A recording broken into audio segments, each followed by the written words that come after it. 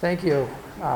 Welcome to the memorial and cemetery where both Americans and Filipino fallen heroes are memorialized on the walls and buried here. And so it's a sacred place. I just had the opportunity to lay a wreath in honor of these soldiers, sailor, airmen, and Marines of our two countries who rest here in peace and who are memorialized if they've gone home and are buried somewhere else or are missing, are memorialized on the wall. So it was a very special occasion. It was a great day of meetings in Manila today with Secretary Locsin, who was a terrific host.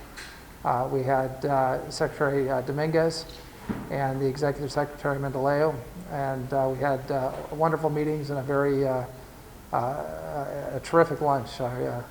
I certainly won't lose any weight here in the Philippines. The food is terrific, and we had a great meal together.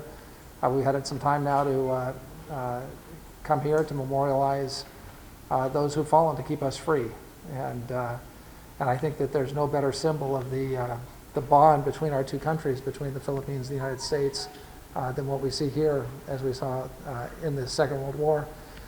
Excuse me, Americans and Filipinos fighting side by side to protect the sovereignty and the freedom of this country.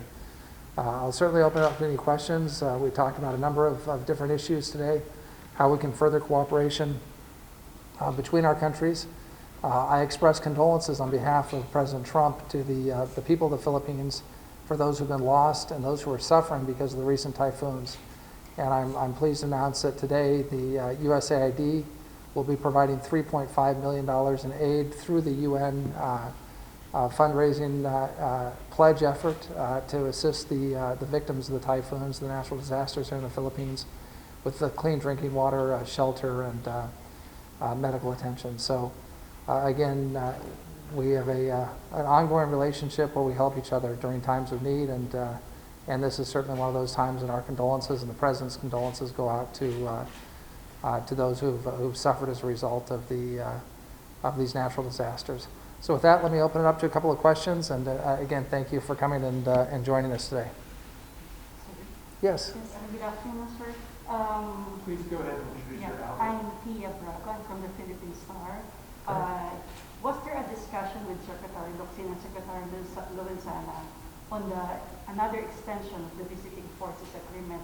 The letter of Secretary Locsin informing the U.S. side of the decision to extend it again for another 6 months was specifically addressed to you? It was specifically addressed to me, and we were very pleased to receive that letter, and I think that letter is a result of the cooperation between the United States and the Philippines, and also between the it's a result of the warm relationship between President Trump and President Duterte.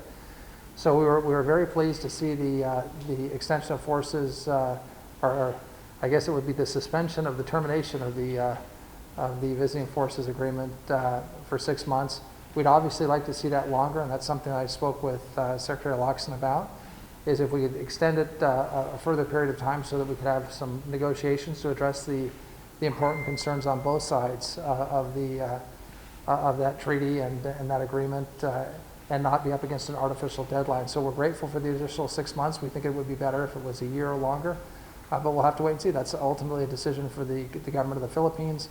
We're here as your guest, and so we want to be good guests and good partners, and we hope that we can get that Visiting Forces Agreement extended a bit longer. But we had a very, very good discussion, and again, President Trump welcomed the 6-month extension of the suspension, and again, we think that shows the strong relationship between our two countries. Thank you, sir. Thank you.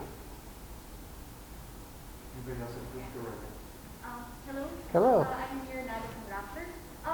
Is there anything we can expect from the U.S. government in terms of the South China policy in the next few days or weeks? So I think that when Secretary Pompeo gave his comments on the South China Sea recently, that really sent a strong message to others in the region, and sent a strong message to our allies here in the Philippines, and that is any attack on Philippine forces or attempts to take Philippine territory through the use of force is something that would trigger the mutual defense agreement between the two countries. So we've got the Philippines back when it comes to the South China Sea, and what I've said all along in my many interventions, whether it was at the ASEAN Summit in Bangkok or the Zoom ASEAN Summit that we just recently held, and which I represented President Trump, is that the resources, the oil, the gas, the minerals, the fisheries in the exclusive economic zone of the Philippines, those belong to your children and your grandchildren. They belong to the people of the Philippines. It's a patrimony of this great country, just the same as it is for Vietnam or Malaysia or Indonesia or the other countries. And we don't want to go back to an era where might makes right, an imperial era where one country, just because it's bigger or stronger, can come take the valuable property of another country. And we've got to stand up against that principle. I think the Philippines and ASEAN have taken a very principled stand, and that is the disputes in the South China Sea have to be handled according to the rule of law, according to international law, according to the UNCLOS, the Convention on the Law of the Sea. And so the arbitral tribunal ruled in 2016 that the actions of your neighbor to the north were improper and were not based in international law. And we think that arbitral ruling that was given by an impartial body, international body of jurists, must be respected by all the parties. And so that's what we're calling on China and all other parties in the region to do. So we gave assurances to the Foreign Secretary and to the Executive Secretary, the Cabinet Secretary, that the United States stands with the Philippines, and that's our policy.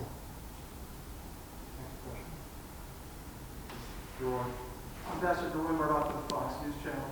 Throughout this trip, you discussed the threat of China, and I'm wondering if you see that as something that would just be limited to bullying, saber-rattling, those sort of tactics, or do you have any fear that this could escalate at some point to an actual matter of open hostilities? Well, look, nobody wants a war, and we don't want a war with China. In fact, we want great relations with the people of China, and we've said that all along. The president has said it. I've said it to my Chinese counterparts, and I've said it publicly. We want great relations with China. But China's in a situation right now where they're being increasingly aggressive and increasingly assertive. So whether it's India on the line of actual control up in the Himalayas, where Indian forces were ambushed and brutally killed by the Chinese, or whether it's the militarization of the South China Sea, Scarborough Shoal, and some of the other features, whether it's the coercion that's being aimed at Taiwan, whether it's the snuffing out of the last flames of democracy in Hong Kong, whether it's the attempts to do this cabbage style takeover of the Senkaku Islands, or as the Chinese call them, the Diaoyu Islands in the East China Sea. We're seeing very aggressive behavior on behalf of the Chinese. We believe that the best way to deter the Chinese, the best way to have good relations with the Chinese, is to have a strong America, a strong American military, and to have very strong alliances with our treaty allies like the Philippines, like Japan, like Thailand, like Australia, the countries with whom we have formal alliances, but also with our partners, whether it be Singapore or Vietnam or India or other countries in the region. That if we have strong partnerships, if we all speak with clarity, if we all spend the requisite amount to defend ourselves, that'll deter China. So I think that Ronald Reagan used to call that peace through strength. President Trump calls it peace through strength. We think that's the best way to have a peaceful, stable, and prosperous Indo-Pacific and especially ASEAN region is through strength. And strength usually tends to cause those that would use coercion to back down. And we think that'll happen here too. But again, overall, like the Philippines, like Vietnam, like Japan, America would like to have great relations with China. We just can't have relations with China where we're being coerced, where intellectual property is being stolen, where there's unfair trade practices, where there's military action being taken against our partners and allies.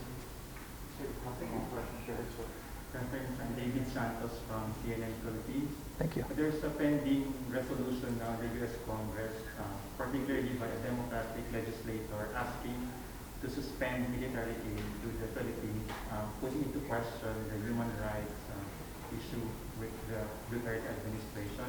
Maybe know, sir, what is your view on this from the perspective of defense alliance between the U.S. and Philippines? Sure. Well, our position is we have a mutual defense treaty with the Philippines. That the Philippines is a strong, stable, democratic ally of ours in the Indo-Pacific region. We today transferred pure precision munitions, including missiles, tow missiles and tow missile launchers, to the Philippines. That's a sign of the confidence that we have in the Philippine military, so that the Philippine military can prosecute the war against ISIS just like we're prosecuting the war against ISIS in the Middle East. That same conflict is taking place here in the southern Philippines. So we have confidence in our Philippine partners. We want to have more military cooperation. We're going to continue to extend the Philippines the weapons and munitions that they need to defend themselves. But look, we always raise the issue of human rights, and we raise the issue, and I raise the issue of human rights today. We always raise that, even with our friends, and we can talk candidly and frankly with our friends. We're the strongest proponent in the world and always have been of religious freedom, of human rights. We're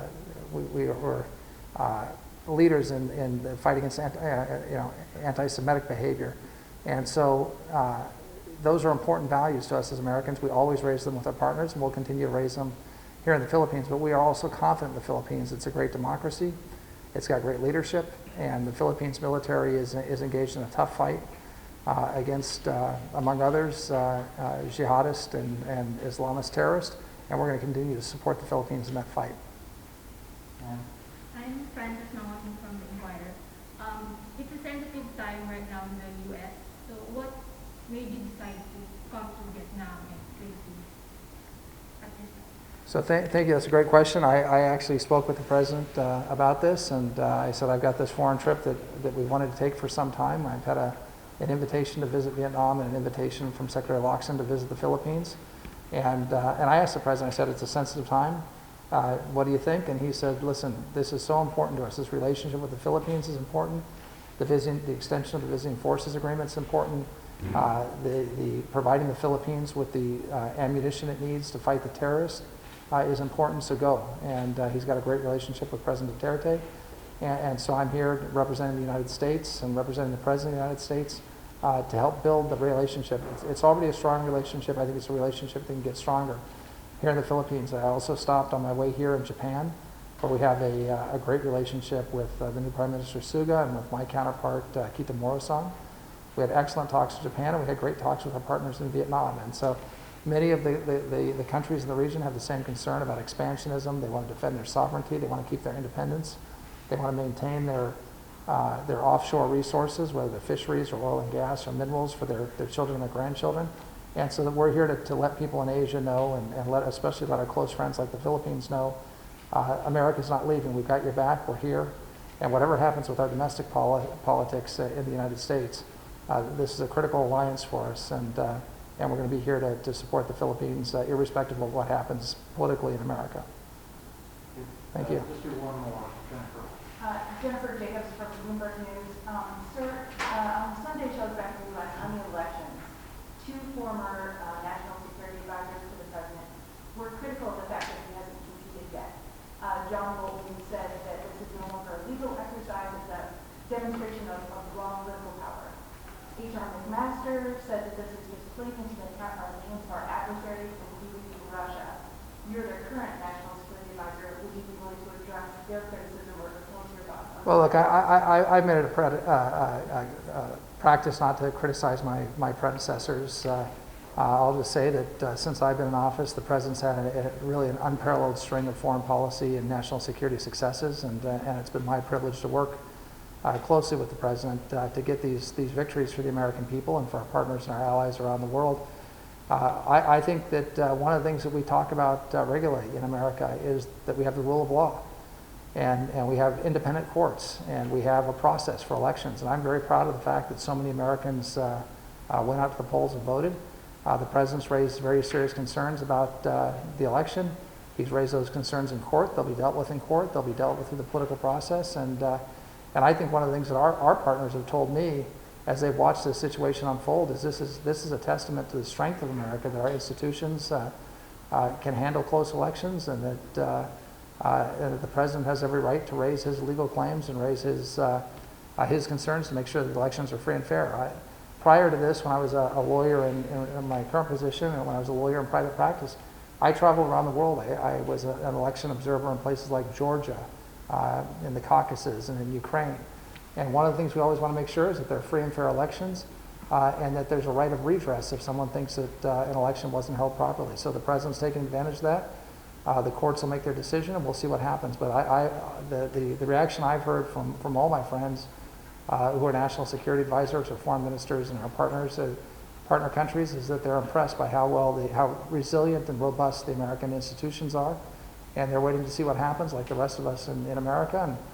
And on January 20th, we'll have continuity of government. We'll have either a second Trump term, or we'll have a Biden-Harris administration. But whatever happens, American democracy is strong and vibrant, and I think we send a great example around the world. So thank you all very much. It's great to be here with you, and look forward to coming back to the Philippines soon, and maybe as a tourist to come spend some more time in this amazing country with amazing people. So God bless you all, and God bless the Philippines. Take care.